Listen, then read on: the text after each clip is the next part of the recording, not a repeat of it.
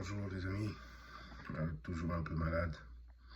Je voulais répondre à un message que j'ai reçu de quelqu'un qui me fait l'honneur d'être toujours à l'écoute de ma chaîne, d'être membre de ma chaîne et de me donner des feedbacks.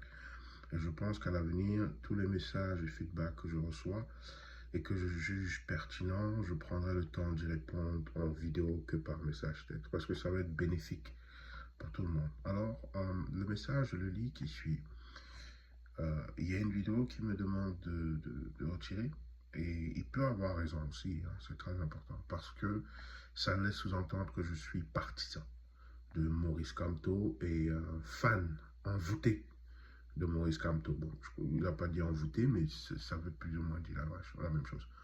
Alors, c'est très important que je précise que je ne suis pas fan ni envoûté par Maurice Kamto. Mon jugement reste pertinent parce que d'ailleurs, la vidéo que je dois faire au courant de cette semaine va être critique de la stratégie à Maurice Kamto. Mais critique, montrer les pour et les contre de la stratégie à Maurice Kamto. La stratégie actuelle à Maurice Kamto. Alors, M. Maurice Kamto, je ne le connais pas personnellement. Je l'ai découvert, comme beaucoup d'entre nous, au cours des dernières années, je vous dirais des 3 dernières années. Je peux peut-être dans le ton ou dans la fermeté de mon affirmation faire croire que je suis un envoûté, mais je voudrais que vous mettiez à ma place. Parce que vous êtes à ma place aussi. Prenez du recul et analysez les 12 personnes qu'on a devant nous. Comparez-les ensuite à Maurice Kamto et dites-moi si aujourd'hui, là, fin septembre, à 2 semaines de l'élection présidentielle, vous allez encore marcher sur les œufs et vous expliquer que oui, M. Maurice Kamto aussi. Non. On n'est plus dans une période où on doit encore se questionner sur qui est le meilleur candidat. Au vu de tout ce qu'on peut savoir aujourd'hui. Parce que si vous questionnez encore ce qui est le meilleur candidat, c'est que peut-être vous n'êtes pas Camerounais. Vous êtes peut-être français et vous découvrez l'analyse politique aujourd'hui. Ou peut-être vous venez d'un autre pays en fait. Parce que en date d'aujourd'hui, tout le monde devrait déjà savoir derrière qui devrait se placer pour permettre le développement du Cameroun. Ce n'est pas possible de dire qu'on ne sait pas. Ce n'est, en toute sincérité, en tant que personne qui est inquiète pour l'avenir du pays, c'est impossible aujourd'hui de prétendre que vous ne savez pas pour qui. Si on avait une élection libre, vous voteriez. C'est impossible. Parce que si vous êtes dans un état d'incertitude aujourd'hui, 2 choses. Si vous le dites, c'est que premièrement, vous êtes hypocrite. Donc, vous ne pouvez pas encore réellement dire ce que vous pensez. Et deuxièmement, vous êtes étranger. Vous ne comprenez pas la politique camerounaise, vous ne suivez pas la politique camerounaise. Donc, mon affirmation par rapport à Maurice Kamto, c'est simplement parce que c'est le meilleur choix depuis mes analyses, depuis 3 ans, c'est le meilleur choix parmi tous ces gens sur la scène politique. C'est le meilleur présentement publiquement. Il y a d'autres gens qui peuvent être très, très intéressants.